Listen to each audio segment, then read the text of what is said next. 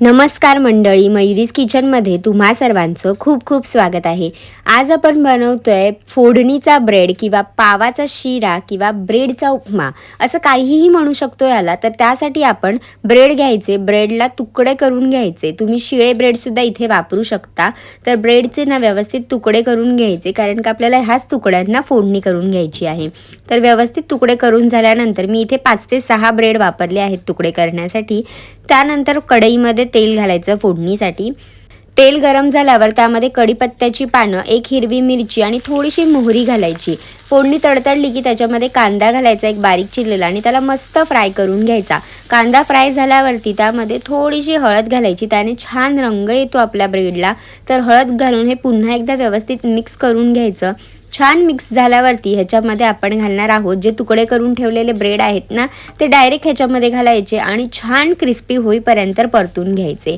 जर तुम्ही मयुरीज किचनला अजूनपर्यंत सबस्क्राईब केलेलं नसेल तर लगेच जा, सबस्क्राईब करा आणि बेल आयकॉनवर क्लिक करायला विसरू नका, म्हणजे जेव्हा केव्हा मी माझी नवीन रेसिपी अपलोड करेल तेव्हा तुम्हाला त्याचं नोटिफिकेशन मिळेल। तर असताना ब्रेड व्यवस्थित मिक्स करून झाल्यावर गॅसचा फ्लेम थोडा मीडियम करायचा आणि मस्त फ्राय करून घ्यायचं। याने काय होतं, ब्रेड जो असतो ना तो थोडासा क्रिस्पी होतो आणि तो खायला पण खूप मजा येते। वरतून चवीनुसार मीठ घालायचं, चिरलेली फ्रेश कोथिंबीर घालायची आणि हे सगळं व्यवस्थित मिक्स करून घ्यायचं। तर सगळे इन्ग्रेडियंट्स घालून झाल्याच्या नंतर मस्त फक्त परतायचं आणि व्यवस्थित मिक्स होईपर्यंत परतून घ्यायचं, क्रिस्पी होईपर्यंत थोडंसं परतून घ्यायचं। तुम्ही बघत असाल तर बघा, थोडेसे पाव आहेत ना एका साईडने क्रिस्पी झालेले आहेत। तर व्यवस्थित असं मिक्स करून झाल्यावरती आपला हा पावाचा शिरा किंवा ब्रेडचा उपमा बनून तयार होतो। तुम्हाला ही माझी रेसिपी आवडली असेल तर लाईक करा, शेअर करा आणि सबस्क्राईब करायला विसरू नका। तर हा पावाचा शिरा किंवा ब्रेडचा उपमा नाश्त्याला खाऊ शकता, इतका अमेझिंग लागतो। चहा असेल सोबत तर कमालच लागतो।